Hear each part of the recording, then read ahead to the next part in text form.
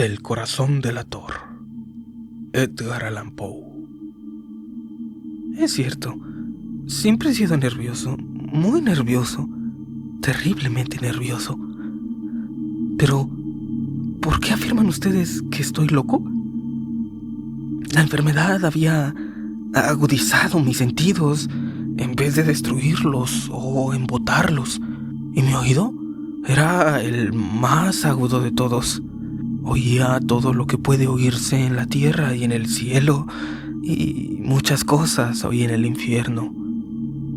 ¿Cómo puedo estar loco entonces?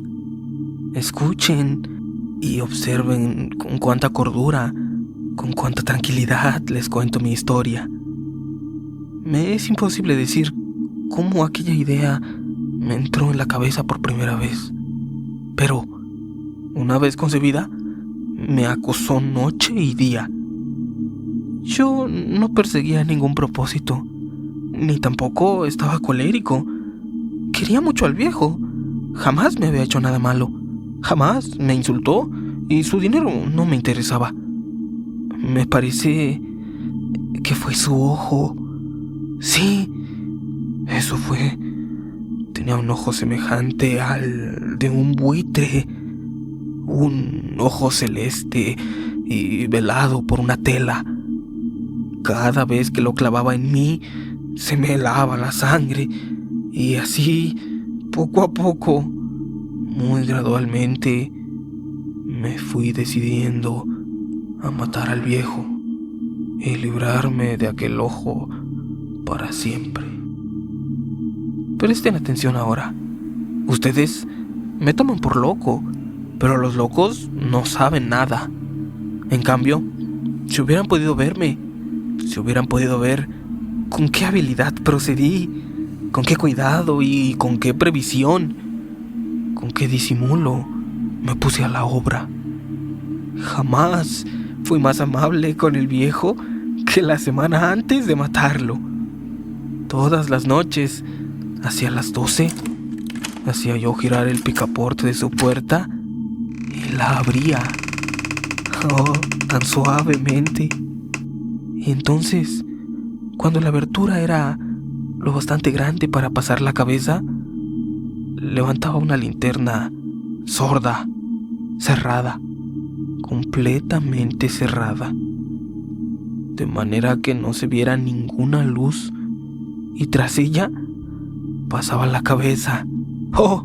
Ustedes se hubieran reído al ver cuán astutamente pasaba la cabeza.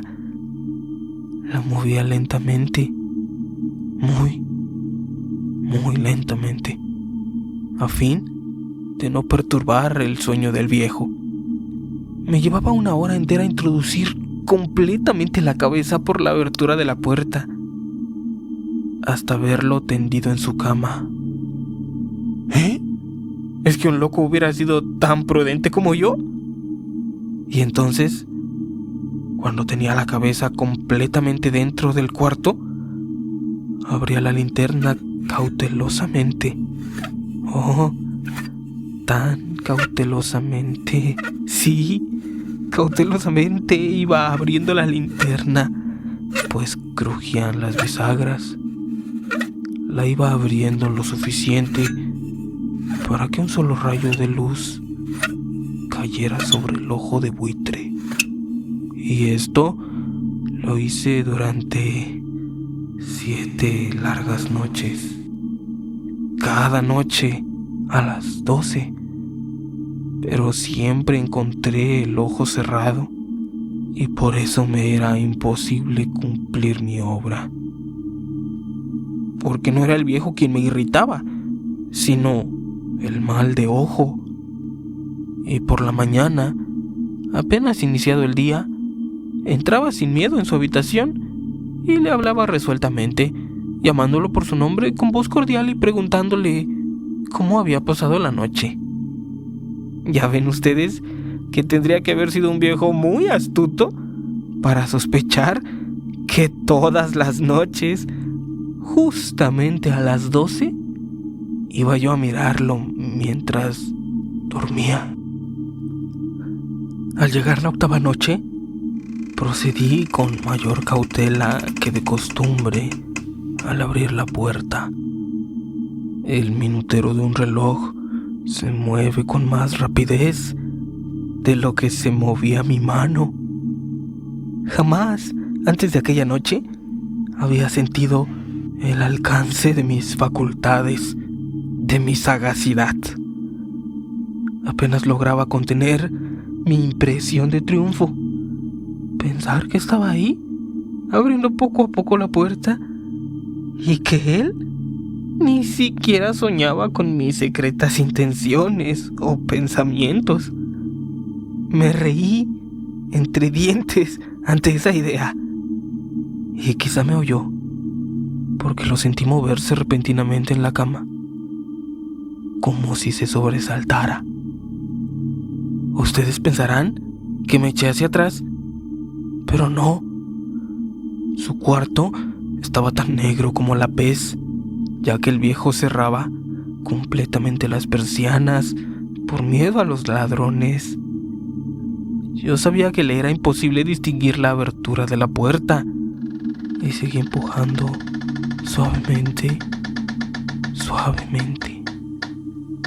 Había ya pasado la cabeza y me disponía a abrir la linterna cuando mi pulgar resbaló en el cierre metálico y el viejo se enderezó en el lecho, gritando: ¿Quién está ahí? Permanecí inmóvil, sin decir palabra, durante 1 hora entera. No moví un solo músculo, y en todo ese tiempo no oí que volviera a tenderse en la cama. Seguía sentado, escuchando, tal como yo lo había hecho, noche tras noche, mientras escuchaba en la pared los taladros cuyo sonido anuncia la muerte. Oí de pronto un leve quejido y supe que era el quejido que nace del terror. No expresaba dolor o pena. Oh, no. Era el ahogado sonido que brota del fondo del alma cuando el espanto la sobrecoge. Bien conocía yo ese sonido. Muchas noches, justamente a las 12, cuando el mundo entero dormía, surgió de mi pecho, ahondando con su espantoso eco los terrores que me enloquecían. Repito que lo conocía bien. Comprendí lo que estaba sintiendo el viejo y le tuve lástima, aunque me reía en el fondo de mi corazón. Comprendí que había estado despierto desde el primer leve ruido, cuando se movió en la cama. Había tratado de decirse que aquel ruido no era nada, pero sin conseguirlo. Pensaba: no es más que el viento en la chimenea o un grillo que chirrió una sola vez. Sí, había tratado de darse ánimo con esas suposiciones, pero todo era en vano. Todo era en vano, porque la muerte se había aproximado a él, deslizándose furtiva, envolvía a su víctima, y la fúnebre influencia de aquella sombra imperceptible era la que lo movía a sentir, aunque no podía verla ni oírla. A sentir la presencia de mi cabeza dentro de la habitación. Después de haber esperado largo tiempo, con toda paciencia, sin oír que volviera a acostarse, resolví abrir una pequeñísima ranura en la linterna. Así lo hice. ¿No pueden imaginarse ustedes con qué cuidado, con qué inmenso cuidado, hasta que un fino rayo de luz, semejante al hilo de la araña, brotó de la ranura y cayó de lleno sobre el ojo de buitre? Estaba abierto de par en par, y yo Empecé a enfurecerme mientras lo miraba. Lo vi con toda claridad, de una sola apagado y con aquella horrible tela que me helaba hasta el tuétano. Pero no podía ver nada de la cara o del cuerpo del viejo, pues, como movido por un instinto, había orientado el haz de luz exactamente hacia el punto maldito. ¿No les he dicho ya que lo que toman erradamente por locura es solo una excesiva agudeza de los sentidos? En aquel momento llegó a mis oídos un resonar apagado y presuroso, como el que podría ser un reloj envuelto en algodón. Aquel sonido también me era familiar. Era el latir del corazón del viejo. Aumentó aún más mi furia, tal como el redoblar de un tambor estimula el coraje de un soldado.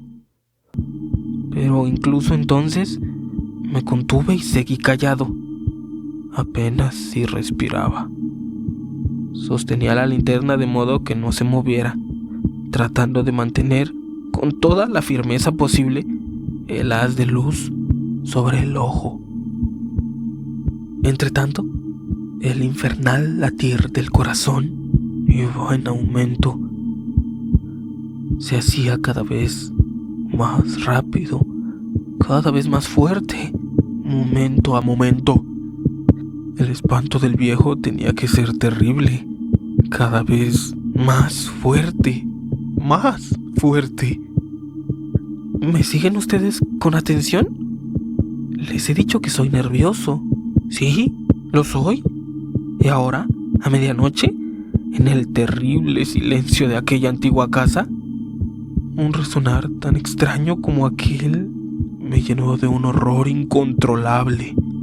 Sin embargo, me contuve todavía algunos minutos y permanecí inmóvil, pero el latido crecía cada vez más fuerte, más fuerte.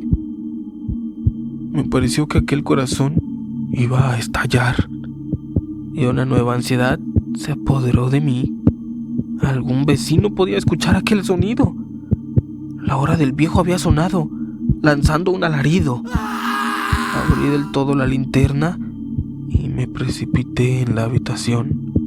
El viejo clamó una vez, nada más que una vez. Me bastó un segundo para arrojarlo al suelo y echarle encima el pesado colchón. Sonreí alegremente al ver lo fácil que me había resultado todo, pero durante varios minutos el corazón siguió latiendo con un sonido ahogado. Claro que no me preocupaba, pues nadie podría escucharlo a través de las paredes. Cesó, por fin, de latir. El viejo había muerto. Levanté el colchón y examiné el cadáver. Sí, estaba muerto, completamente muerto. Apoyé la mano sobre el corazón y la mantuve así largo tiempo. No se sentía el menor latido. El viejo estaba bien muerto. Su ojo no volvería a molestarme. Si ustedes continúan tomándome por loco, dejarán de hacerlo cuando les describa las astutas precauciones que adopté para esconder el cadáver. La noche avanzaba, mientras yo cumplía mi trabajo con rapidez, pero en silencio. Ante todo, descuarticé el cadáver. Le corté la cabeza, brazos y piernas. Levanté luego 3 planchas del piso de la habitación y escondí los restos en el hueco. Volví a colocar los tablones con tanta habilidad que ningún ojo humano, ni siquiera el suyo, hubiera podido advertir la menor diferencia. No había nada que lavar, ninguna mancha, ningún rastro de sangre. Yo era demasiado precavido para eso. Cuando hube terminado mi tarea, eran las 4 de la madrugada, pero seguía tan oscuro como a medianoche. En momentos en que se oían las campanadas de la hora, golpearon a la puerta de la calle.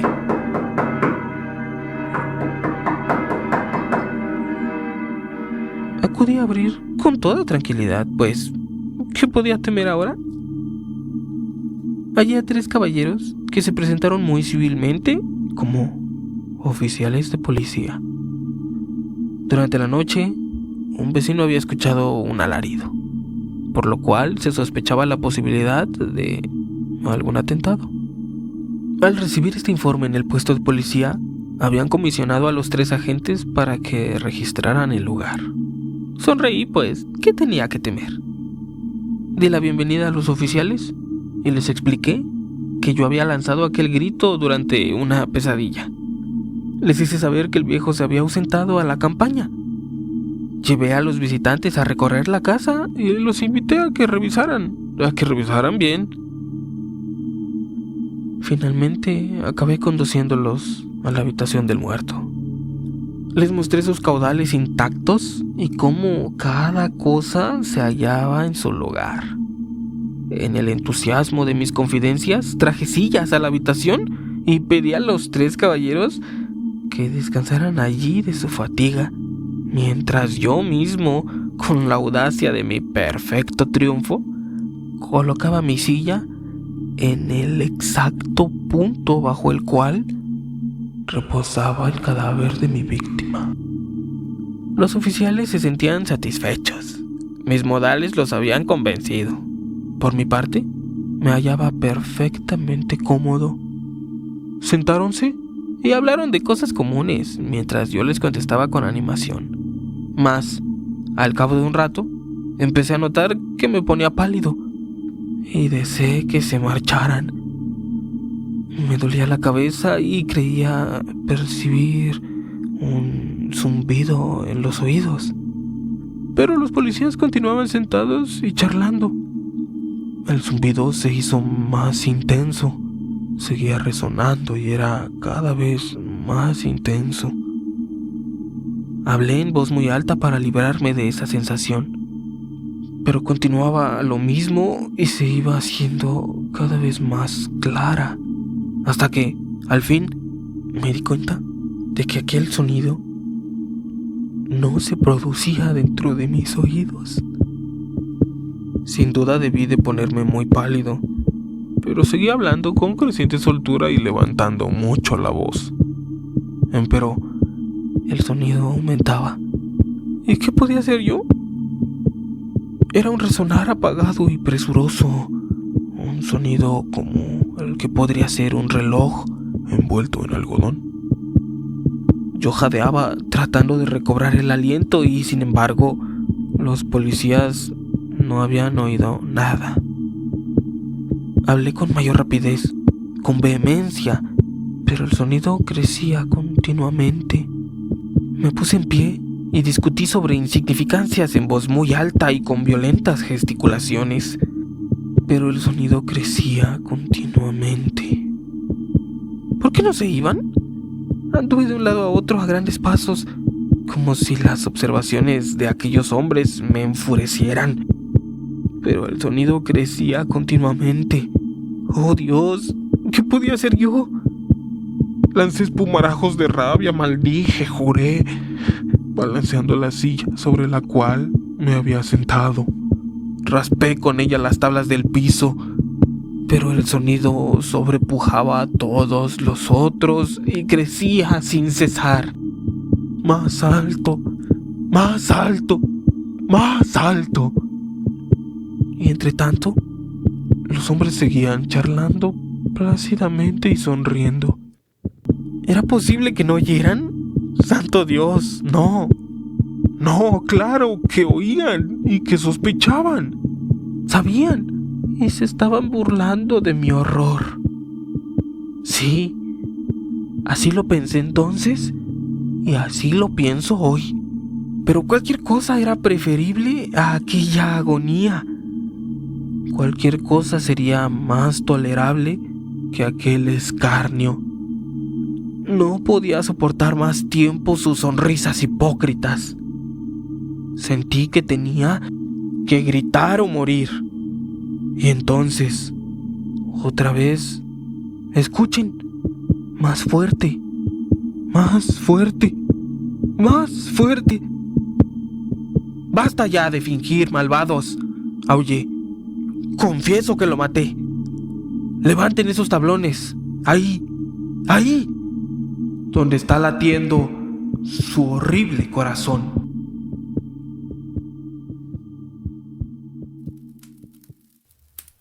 El fogón ya está bajando. Cuídense en el camino. Hasta la próxima noche. El fogón los espera.